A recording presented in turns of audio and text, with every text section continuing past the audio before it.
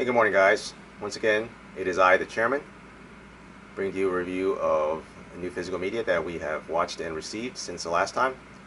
And today I wanted to go over, first, we have just finished watching Halloween 2, part of the new Shout Scream Factory presentation of the first Halloween films. And so I got Halloween 2 because I really wasn't interested in 3, 4, or 5. I already have the original 1978 Halloween on 4K from Lionsgate, and I know they put it out, and it probably would look better marginally than this one, but I don't like to double dip on 4K, so I didn't really feel the need to spend the extra expense on getting Halloween from Scream Factory. But having said that, we gave this a watch. It looked pretty good. It looked pretty decent. It obviously was entirely set at night, so we didn't have the benefit of seeing the outdoor scenes like we did in the first Halloween. But there were some indoor scenes that looked really good in the HDR, to the extent that there was any scenes that really benefit from HDR, but you could tell with the really good contrast between light and dark, especially in the dark scenes. You could get a sense of what Scream Factory's presentation of the original Halloween would have looked like, and so this film is interesting because it is a direct continuation from the end of 1978's Halloween. In fact, they even set the date as October 31st, 1978, even though this film was released 3 years later. And I'm kind of wondering why it took 3 years for this to release, because it kind of seems like it should have come out a year or two after Halloween. And I know that John Carpenter at the time, he was pretty busy. He was probably finishing post-production on The Fog, probably preparing to direct Escape from New York, probably writing The Thing. And he and Deborah Hill did write and produce this, but he probably didn't have any time to actually direct it. So directing duties were handed off to Rick Rosenthal. And he pretty much directs kind of, I guess, paint by numbers. It looks Carpenter-esque. Obviously, it lacks the mastery of film the way that Carpenter brought to all of his films. And you can kind of tell because this film is kind of paint by numbers. Like I said, Michael's still on the warpath. He's still after Laurie. And then in this film, we get I guess, a retcon that pretty much every other Halloween series or iteration of Halloween has done, where it's revealed that Laurie is Michael Myers' sister. And therefore that explains why Michael is going after her. What's weird, though, is that she's the younger sister of Michael, supposedly. I mean, she would have to be because she's in high school. And Dr. Loomis, Donald Pleasant's character, says that Michael's 21 years old. And there was a mention, I mean, they said it really quickly, and I've only watched it once, where they said that she was born, I believe, 2 years after he was. So she'll be 19. I guess she can be 19 years old in high school, even though it's in the fall, so it'll make her a little bit old, but whatever. But where was she in the original film? Because you see only him and his sister, and then the parents come home. Where's Laurie? She's not going to be out by herself. I mean, Michael's 6 years old, so therefore Laurie would be 4. But then it doesn't make sense, because how would she not remember at 4 years old? How would she not remember that she had a 2 year older brother and I guess a 10-year older sister, or maybe a 10 to 12-year-old older sister, and then she doesn't know that she was adopted? I don't know. That it kind of doesn't make sense. I mean, it's become such a common trope, I guess, in the Halloween mythology, if you want to call it any mythology, to have them be related, because otherwise it kind of becomes a little bit boring to just explain that, oh yeah, he's he's psychotic, he's whatever, he just loves to kill. So I kind of feel that that's why the whole Halloween thing kind of runs out of steam really quickly, because you really don't have much for him to do other than just go around and stabby people. It's just,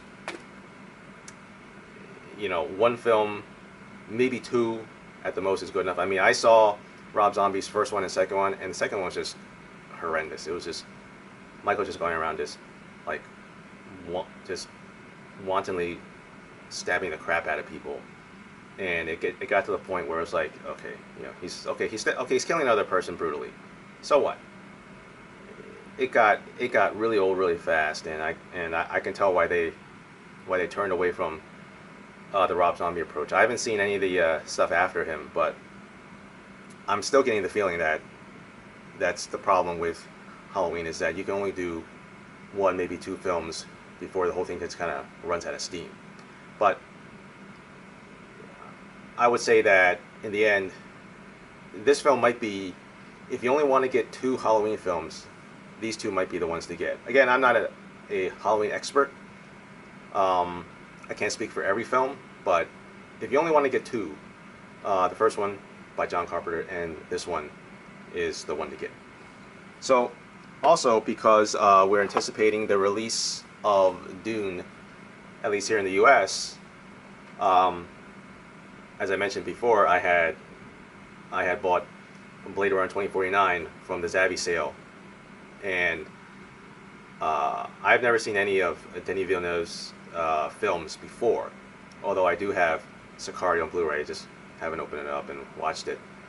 But I did want to get a sense of what he is going to bring to Dune. I mean, we're all very well aware of his directorial prowess, especially his acclaimed usage of visual effects to integrate almost perfectly seamlessly with the live-action photography. And in the case of Blade Runner 2049, that is well on display here. He's more than ably abetted by the legendary Roger Deakins as director of photography, and this film also gives you a sense of the soundtrack and the sound mixing that we're going to get in Dune, because this thing is definitely thunderous. I mean, as soon as I put it on, it was overwhelming on the on my sound system. I normally have my volume set at 65, and I had to turn it down to 60. Not because I didn't mind it being loud, but I was afraid I was going to wake up my family, because I always watch in the morning, and it was so loud, but not only just loud, it was like the low frequency effects, especially through the subwoofer, were the most I've heard from a film other than since Interstellar. So, in an interesting way, both Villeneuve and Christopher Nolan like really bombastic, really overwhelming, if you will, sound mixes, and they both like to use Hans Zimmer just to compose their music. And we know Hans just likes to crank that bass up to 11, and you definitely get that same sound effect in this film. It gets to the point where his music is almost a sound effect, and not just his score. His score is as much sound effect as it is music. So, like I mentioned, since I never seen any of Denis Villeneuve's films, Blade Runner, I feel, gives you the closest feeling to what he's going to bring to the screen for Dune, in the sense that this is both a sequel to a classic, legendary sci-fi film, but also based on an adaptation of a work of a legendary author of science fiction, Philip K. Dick. In the same way that he is bringing to the screen quite possibly one of the very few greatest novels in science fiction ever written by Frank Herbert. So he's bringing a scale and a scope to Dune that you can see here in Blade Runner 2049, and that you couldn't get as much in the original, just because even though the original is amazing in terms of its effects and its um, production design, both practically and through the use of miniatures, they try to do as much as they could in the original, but in here they up the ante with with almost a seamless integration between physical sets, um, miniatures, and CGI. There's points at which you're looking at this, at say the scene. Like, I've only watched through part of it, but where Kay is flying over this massive junkyard, and you're thinking to yourself, this can't all be real. I mean, I know that some of it was practical sets, but the sheer size of the place could not possibly have been all practically created. But you're looking at it and you're seeing absolutely no sign whatsoever that it's CGI, that it's in any way artificial, and that is when you really get the sense that a director, in coordination with his director of photography and with his visual effects team, have everything on the ball, that they know exactly how to photograph, compose, and light a shot to make it look completely real. And that's the sense, and that gives me a sense of what I can expect from Dune. I should be seeing scenes in Dune where, I'm seeing spaceships, I'm seeing the Highliners, I'm seeing the sandworms, the ornithopters, and I can't tell that they're not real. I can't tell that they're a CGI creation or that it's practical. I want to get that feeling. And from what I've heard in the reviews, I think we're going to get very much that sense, that almost complete immersion into a fictional world. And I'm definitely looking forward to it, because there's been far too many films that have attempted to do that but have failed, just because the skill and the talent of the creative team has just not been as good, has just not been good enough to pull that off. There have been a very few films that have come out in the past 10-15 years that have been able to do that to almost perfection. I mean, obviously no film is perfect, but you want to try to strive. You want to see a creative team strive as much as possible to get there. So, like I said, I'm definitely looking forward to Dune, as well as finishing up watching Blade Runner 2049.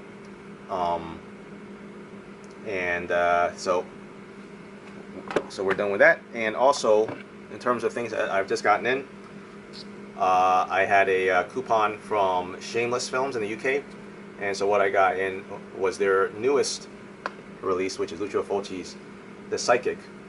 And we all know and love Lucio Fulci.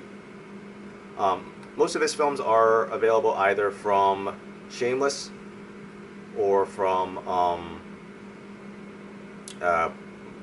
Blue Underground.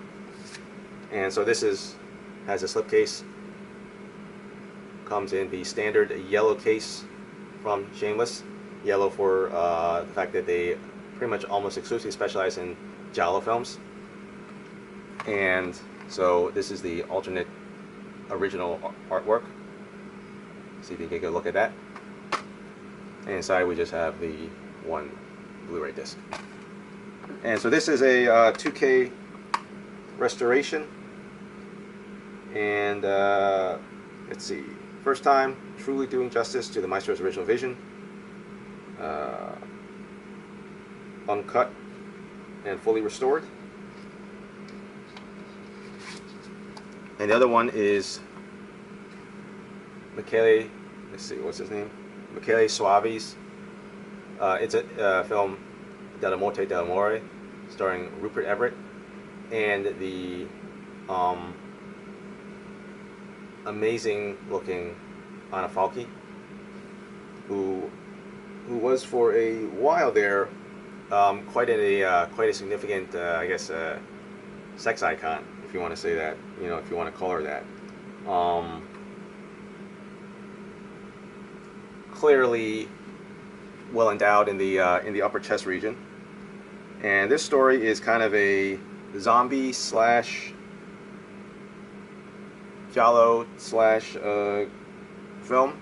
I don't know quite how to describe it, but basically, our boy Rupert plays a gravedigger, an undertaker, if you will.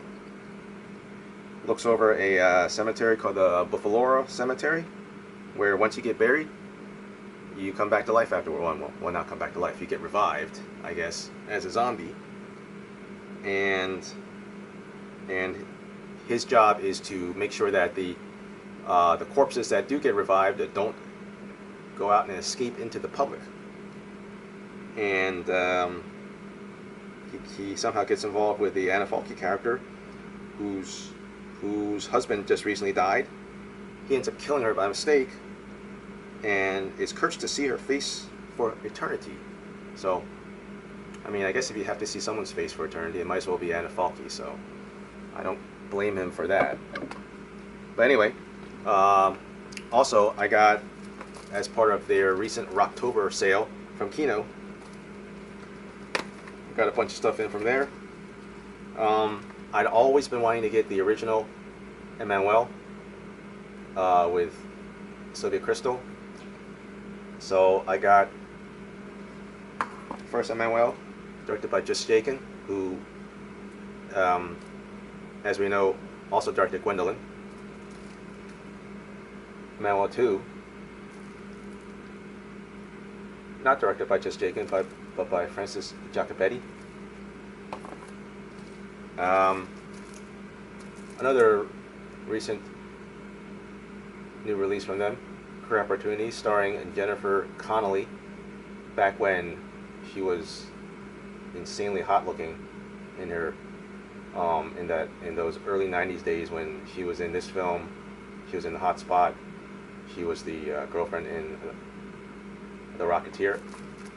And this is a film that features the famous scene of she and Frank Whaley roller skating around an empty Target store in the film. And this was before Target was like nationwide, so when you're watching it, it was probably the first time anyone outside of the area in which Target was located, it was the first time that they knew of Target. So of course nowadays Target's everywhere, but at that time, at the time of the film's release, it was obviously quite a novelty to see a Target store.